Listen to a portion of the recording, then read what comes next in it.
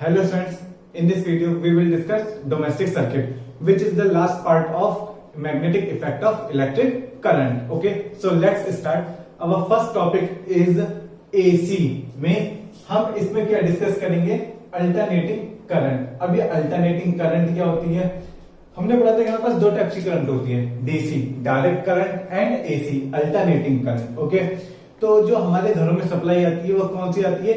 AC source आती है. ठीक है, मीन्स क्या होता है कि पावर स्टेशन होते हैं, वहां पर इलेक्ट्रिसिटी जनरेट होती है, वहां से पावर हाउस पे जाती है, पावर हाउस से फिर हमारे घरों तक आती है. तो जो हमारे घरों तक आती है वो किस फॉर्म में आती है? एसी फॉर्म में. AC stand for alternating current. AC stand for alternating current. ठीक है, मीन्स जिसकी डायरेक्शन चेंज होती रहती है उसे हम क्या बोलते हैं? Alternating current. ओके, तो जब हमारे घर में एसी सोर्स आता है, एसी पावर सप्लाई आती है, तो उसकी रेटिंग क्या होती है? 220 वोल्ट एंड 50 हर्ट्ज. अब सर ये 220 वोल्ट क्या है और 50 हर्ट्ज क्या है? ये 220 वोल्ट है, पीक वैल्यू ऑफ ईएमएफ. क्या है? Peak value of EMF. Means जो मैक्सिमम वोल्टेज होगी जो हमारे घरों में आ रही है वो कितनी वैल्यू उसकी? 220 वोल्ट. और सर ये 50 हर्ट्ज क्या है? 50 हर्ट्ज है उसकी फ्रीक्वेंसी. ठीक है, तो सबसे पहले हम थोड़ा सा और एसी को समझते हैं कि एसी क्या है. हमारे घरों में जैसे ये कोई भी हमारा एक सर्किट कनेक्ट है. ठीक है, ये कोई भी हमारा एक सर्किट है. हमने क्या किया, इसे ये इसके एंड है. ठीक है, और यहां पर हमारी क्या है? ये एसी सोर्स कनेक्ट है. ये जो सिंबल होता है, ठीक है, ये किसका होता है? एसी सोर्स का. ओके, और बैटरी मीन्स डायरेक्ट करंट का क्या होता है? ये है डीसी का सिंबल और ये हम बनाते हैं एसी के लिए सिंबल. ठीक है, तो जब हमने ये एसी कनेक्ट की तो इस सर्किट में तो हमें पता है कि एक बार जो करंट की डायरेक्शन होगी वो ऐसे फ्लो होगी. ठीक है, ये हाफ साइकिल के लिए, और हाफ साइकिल के लिए ये इसके रिवर्स डायरेक्शन में फ्लो होगी. ये हमने कहा देखा था? एसी जनरेटर में पढ़ा था. ओके, अब अगर हम इसका ग्राफ प्लॉट करना चाहें, किस किस के बीच में? वोल्टेज, पीक वोल्टेज के बीच में, V0 और टाइम के बीच में. ठीक है, तो ये ग्राफ कैसा आता है?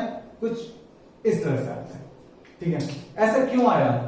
देखो, करंट एक बार इस साइकिल में घूमेगी, मीन्स हाफ रोटेशन में जो जनरेटर मूव कर रहा होगा उसकी जो कॉइल्स मूव कर रही होंगी हाफ रोटेशन में इस डायरेक्शन में, और सेकंड हाफ रोटेशन में रिवर्स डायरेक्शन में. तो क्या हो रहा होगा कि ये वैल्यू हमें डायरेक्ट मैक्सिमम वोल्टेज नहीं मिलेगी. मीन्स जैसे 220 वोल्ट है तो स्टार्टिंग होगी 1 2 3 4 5 इस तरह से बढ़ेगी 220 वोल्ट तक जाएगी. ठीक है, ये कितना होगा? 220 वोल्ट तक जाएगी. फिर उसके बाद डिक्रीज होगी. ठीक है, 0 होगी, उसके बाद फिर नेगेटिव में जाएगी, नेगेटिव में पीक वैल्यू पर जाएगी, और उसके बाद फिर 0 होगी. ठीक है, फिर ये साइकिल ऐसे चलती रहेगी. ठीक है, ये कंटिन्यूअसली चलती रहेगी. मीन्स क्या होगा? वोल्टेज 0 से 220, 220 से 0, फिर -220 से फिर 0. अब यहाँ -220 का मतलब ये नहीं कि नेगेटिव वोल्टेज है, उसका क्या मतलब है कि उसकी डायरेक्शन रिवर्स हो जाएगी. ओके, ठीक है, इसकी डायरेक्शन रिवर्स है. ऐसा नहीं है कि वोल्टेज नेगेटिव हो गई, ठीक है, हम वापस वोल्टेज दे रहे हैं, ऐसा नहीं है. उसकी डायरेक्शन रिवर्स हो गई, इसलिए हम कह रहे हैं कि वो क्या होगा? ये. अब ये जो है कंप्लीट एक मैक्सिमम से दूसरी मैक्सिमम तक, इसे हम बोलते हैं वन साइकिल. ठीक है, मीन्स जरूरी नहीं है कि आप पीक वैल्यू से नेक्स्ट पीक वैल्यू लो. ठीक है, आप 0 से 0 भी कंसीडर कर सकते हैं, बट क्या होना चाहिए? एक साइकिल कंप्लीट हो जानी चाहिए. ठीक है, तो ये क्या होती है? इसकी फ्रीक्वेंसी. मीन्स एक सेकंड में कितनी साइकिल कंप्लीट हो रही है. ठीक है, number of oscillations, number of cycles per second, number of oscillations per second is called frequency. अब अगर मैं ये बात करूं कि यहां पर मैं सर्किट की जगह क्या लगा होता है? एक बल्ब लगा होता. ठीक है, इस सर्किट में क्या लगा होता? एक बल्ब लगा होता. तो क्या होता? देखो, जब एक बार करंट ऐसे फ्लो हुई, मीन्स 0 से स्टार्ट हुई करंट, मतलब वोल्टेज. ठीक है, पीक पर वो वैल्यू पहुंची. ठीक है, फिर क्या हुई? 0 हुई. मीन्स ये क्या होगा? जब करंट ऐसे फ्लो हो गई होगी और वापस ऐसे आने को होगी, तो क्या होगा, करंट में वोल्टेज जीरो मीन्स करंट भी जीरो, तो ये क्या होगा, यहाँ पर बुझ जाएगा मीन्स ब्राइट नहीं करेगा। फिर उसके बाद यहाँ पे क्या होगा, अगेन फिर जीरो होगी एक टाइम के बाद, एक साइकिल में मीन्स अगर मैं पूरे एक साइकिल की बात करूं इस जीरो से लेकर इस जीरो तक, तो बल्ब कितनी बार जला बुझा, 2 बार, एक बार यहाँ और एक बार यहाँ, ठीक है। जैसे यहाँ पर ब्राइट हुआ, ठीक है, ऑन हुआ, फिर यहाँ पर क्या होगा, इस समय यहाँ पर करंट जीरो पहुंची, उसमें वोल्टेज जीरो है, वोल्टेज ड्रॉप, तो मीन्स बल्ब हमारा ऑन नहीं होगा, ब्लिंक करेगा, फिर एक बार यहाँ करेगा, मीन्स एक साइकिल में वो कितनी बार जला बुझा, 2 बार एक साइकिल में। और हमारे घर में जो करंट आ रही है वो कैसी आ रही है, 50 हर्ट्ज की, मीन्स 50 हर्ट्ज क्या, उसकी फ्रीक्वेंसी है 50, मीन्स उसने कितनी साइकिल कंप्लीट करी, एक सेकंड में 50 साइकिल कंप्लीट की। अब 50 साइकिल कंप्लीट की तो इसका क्या मतलब हुआ, वो कितनी बार जला बुझा होगा, 100 टाइम्स, ठीक है, 100 टाइम्स वो ऑन ऑफ हुआ होगा। बट एक सेकंड में कोई भी बल्ब 100 बार जलता बुझता है, तो इसलिए हम उसको पता नहीं कर पाते, हमारी आईज जो उसे सेंस नहीं कर पाती, ठीक है। तो एक बार फिर से देखते हैं क्या, कि जो हमारे घरों में सप्लाई आती है वो कौन सी आती है, एसी सोर्स आती है, 220 वोल्ट 50 हर्ट्ज, 220 वोल्ट क्या है, पीक वैल्यू है, पीक वैल्यू कौन सी है, ये वाली पीक वैल्यू है, ठीक है, पीक वैल्यू 220 वोल्ट, और 50 हर्ट्ज क्या है, 50 हर्ट्ज उसकी फ्रीक्वेंसी है, मींस जो एसी आ रही है वो एक सेकंड में 50 साइकिल्स कंप्लीट कर लेगी। 50 साइकिल्स कंप्लीट करने का क्या मतलब है, 50 टाइम्स अपनी डायरेक्शन रिवर्स करेगी, एक बार ऐसे फिर एक बार ऐसे, तो ये क्या होगी, इसकी एक साइकिल कंप्लीट होगी, एक साइकिल कंप्लीट होगी कि इधर से स्टार्ट हुई, यहाँ पहुंची, फिर वापस इधर से यहाँ आ गई, तो ये हमारी क्या होगी, एक साइकिल कंप्लीट हुई। एक साइकिल में बल्ब कितनी बार बुझा, 2 बार बुझा, तो 50 हर्ट्ज में कितनी बार जलेगा, बुझेगा 100 टाइम्स। बट उसकी जो लाइटनिंग पावर होती है इतनी ब्राइट होती है कि हमें उसका पता ही नहीं चल पाता कि वो बुझा है या नहीं। अब देखो ना, एक सेकंड में 100 बार, एक सेकंड में 100 बार जब बुझ रहा है तो हमें कहां सेंस हो पाएगा, ठीक है। तो ये था। अब अगर मुझे इसको चेंज करना है, ठीक है, जो हमारे घरों में क्या लगा होता है, इन्वर्टर लगा होता है, ओके, आपने देखा होगा इन्वर्टर होता है, ठीक है। अब इन्वर्टर क्या काम करता है, इन्वर्टर एसी लेता है, ठीक है, फिर अच्छा इन्वर्टर के साथ कनेक्ट क्या होती है, आपने देखा होगा एक बैटरी कनेक्ट होती है, ठीक है, आपने देखा होगा अकेले इन्वर्टर थोड़ी ना होता है, बैटरी होती है साथ में। तो इस इन्वर्टर का क्या काम होता है, ये इन्वर्टर में हमारे घरों में क्या होती है, एसी जाती है, ठीक है, घरों में एसी आती है, अब हमने उससे क्या किया, डायरेक्ट इन्वर्टर से सप्लाई दे दी, इन्वर्टर को सप्लाई दे दी, तो इसमें एसी गई। अब इन्वर्टर क्या काम करता है, इन्वर्टर एसी को डीसी में कन्वर्ट करता है, ठीक है, ये एसी को डीसी में कन्वर्ट करके बैटरी को देगा, ठीक है। अब हमारी जो बैटरी चार्ज होगी वो किस करंट से होगी, डायरेक्ट करंट से होगी, ना कि एसी अल्टरनेटिंग करंट से होगी, नहीं, अल्टरनेटिंग करंट से नहीं होगी, किससे होगी, डीसी, डायरेक्ट करंट से होगी, ठीक है सर।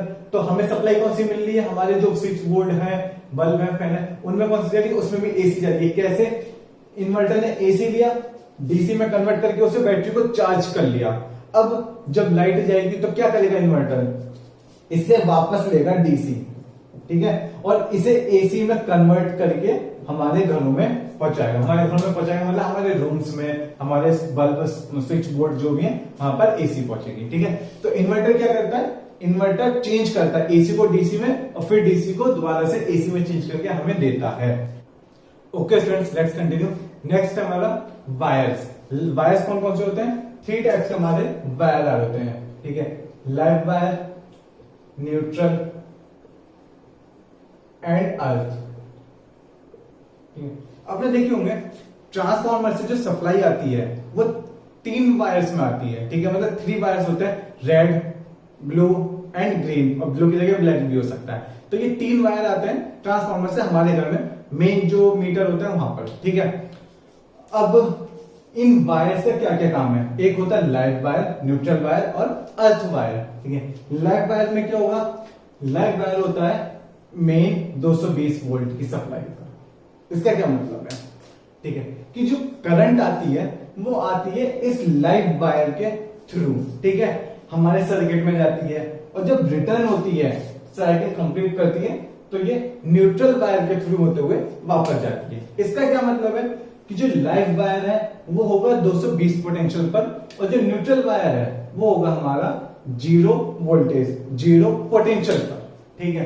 तो सर अर्थ वायर क्या होगा, अर्थ वायर भी 0 पोटेंशियल पर होता है। ठीक है, ये हमारा किसका साइन होता है? अर्थिंग का साइन होता है। ठीक है, जैसे हम ये लंबी लाइन ड्रॉ किए और इसके आगे छोटी छोटी छोटी लाइन ड्रॉ करते हैं ऐसे, तो ये किसका साइन होता है? अर्थिंग का साइन होता है। ठीक है, तो जो ये हमारे 3 टाइप्स मतलब 3 वायर्स हैं, तो इनका क्या काम होता है कि करंट आया, लाइव वायर से आया, ठीक है, सर्किट में पहुंचा और न्यूट्रल वायर से होते हुए वापस चला गया।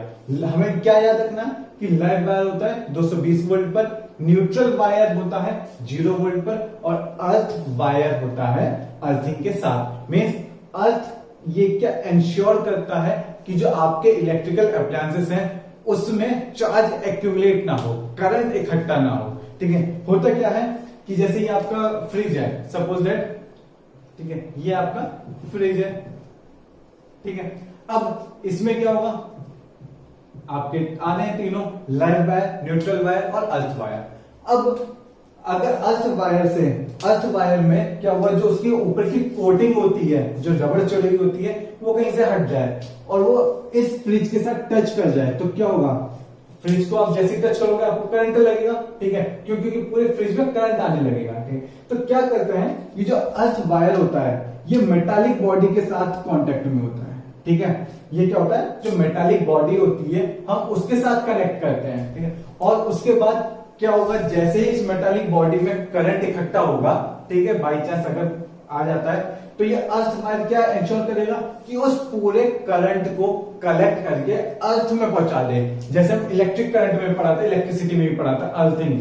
ठीक है, तो ये अर्थ वायर का वर्क होता है। अब जो हमारे मतलब छोटे मोटे अप्लायंसेस होते हैं, जैसे बल्ब हुआ, फैन हुआ, तो उसमें बस 2 टर्मिनल होते हैं और उस 2 टर्मिनल में हम क्या कनेक्ट करते हैं, लाइव वायर और न्यूट्रल वायर। बट जो हैवी अप्लायंसेस होते हैं, जैसे फ्रिज हुआ, हीटर हुआ, आपने देखा होगा उसका जो स्विच बोर्ड में प्लग होता है, ठीक है, उसमें 3 वायर्स होते हैं। ठीक है, 3 कनेक्शन होते हैं। सबसे ऊपर वाला कौन सा होता है, सबसे ऊपर वाला होता है अर्थ। ठीक है, एक होता है लाइव और एक होता है न्यूट्रल। ठीक है, लाइव और न्यूट्रल को जरूरी नहीं है कि मतलब इनका की कोई कॉम्बिनेशन है कि लेफ्ट में रहेंगे राइट में रहेंगे, ऐसा कुछ भी नहीं है। कोई भी एक लाइव हो सकता है, कोई भी एक न्यूट्रल हो सकता है। बट ये जो थर्ड वाला अर्थ, ठीक है, ये क्या होता है, ऑप्शनल होता है। ठीक है, इसको सिर्फ हम इसलिए यूज करते हैं कि कहीं भी हमारी मेटालिक बॉडी में या कोई भी जो हमारे इलेक्ट्रिकल अप्लायंसेस है वहां पे करंट कलेक्ट ना हो। ठीक है, ताकि हम जैसे उसे टच करें तो हमें करंट ना लगे। ये हम सेफ्टी के लिए रखते हैं अर्थ वायर। ठीक है, इसके बिना भी काम चल सकता है, कोई जरूरी नहीं है।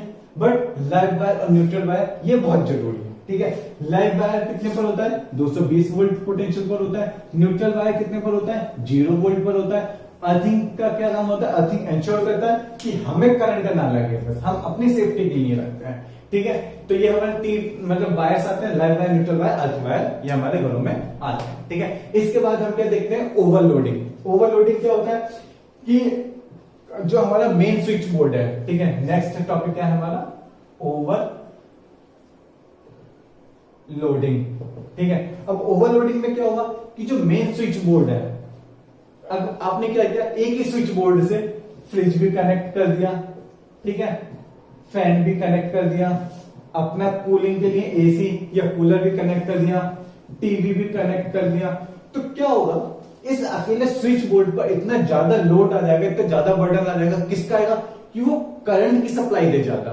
ठीक है, मींस जो वायर्स इसमें थे वो अपनी कैपेसिटी से ज्यादा आपको करंट देने लगेंगे। क्यों, क्योंकि आपने उस पर लोड इतना ज्यादा डाल दिया, आपने टीवी कनेक्ट सब कर दिया, एसी भी कनेक्ट कर दिया, फैन भी, फ्रिज भी सब कनेक्ट कर दिया, तो वो वायर्स क्या होंगे, हीटअप होने लगेंगे, क्योंकि उसका खुद का रेजिस्टेंस होगा, तो वो हीटअप होकर क्या होने लगेंगे, ओवर हीटिंग होने लगेंगे।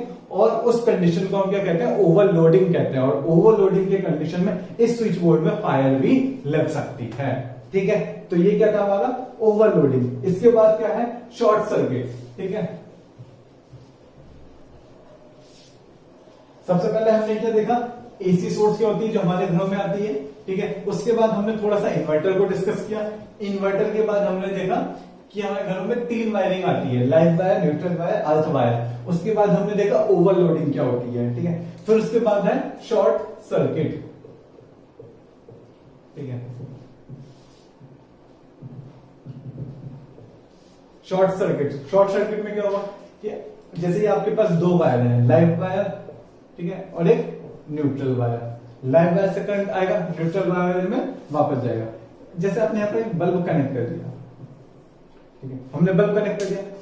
अब क्या होगा, बाई चांस की बात है कुछ दिनों के बाद ये लाइव वायर और न्यूट्रल वायर आपस में टच कर जाए, ठीक है। टच कैसे कर जाएंगे कि इसकी जो कोटिंग है ऊपर की कोटिंग जो रबड़ है वो हटने लगे, मीन्स लाइव वायर और neutral wire by chance touch कर जाए तो जो करंट होगा, करंट बल्ब से ना जाकर क्या होगा, यहां से बीच में से जहां से भी कनेक्ट होंगे वहां से वापस रिटर्न हो जाएगा, ठीक है। मीन्स पहले क्या था, करंट लाइव वायर से आया, बल्ब में गया, बल्ब से फिर न्यूट्रल वायर में गया और बल्ब का कुछ अपना रेजिस्टेंस था आर, ठीक है। बट इस कंडीशन में क्या होगा, इस कंडीशन में जैसे ही वो टच कर गए, ये लाइव वायर न्यूट्रल वायर दोनों टच कर गए, कहीं किसी भी पॉइंट पे टच कर गए, तो करंट बीच में से ही वापस चला जाएगा। बल्ब तो हमारा ग्लो होगा नहीं, मतलब इसमें ऑन नहीं होगा, क्यों, क्योंकि करंट यहां तक पहुंचा नहीं हुआ, तो बीच में से ही वापस चला गया।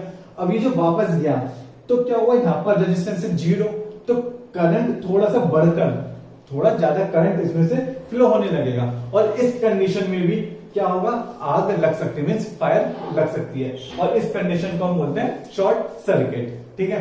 शॉर्ट सर्किट में क्या होता है, लाइव वायर न्यूट्रल वायर आपस में कनेक्ट हो जाते हैं और करंट जो मेन इलेक्ट्रिकल अप्लायंसेस है वहां तक नहीं पहुंच पाता है, ओके। इसके बाद हमारा लास्ट टॉपिक है फ्यूज वायर, ठीक है। लास्ट है फ्यूज।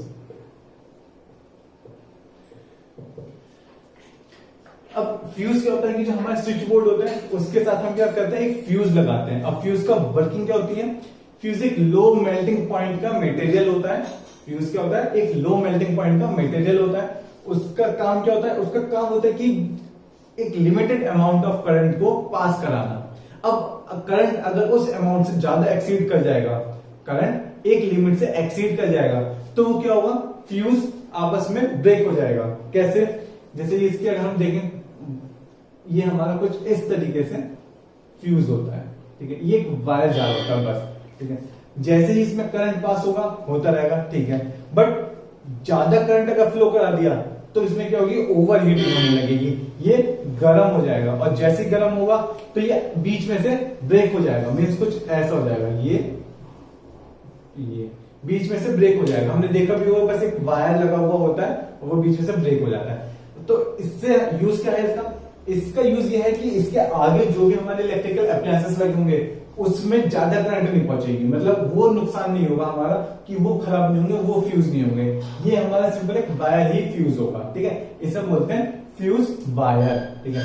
तो मैग्नेटिक इफेक्ट ऑफ करंट में इतना ही था डोमेस्टिक सर्किट में। इसके बाद हम नेक्स्ट पार्ट में ट्राई करेंगे कि हम कुछ इंटरेस्टिंग प्रॉब्लम इसकी डिस्कस कर सकें। Okay, thank you.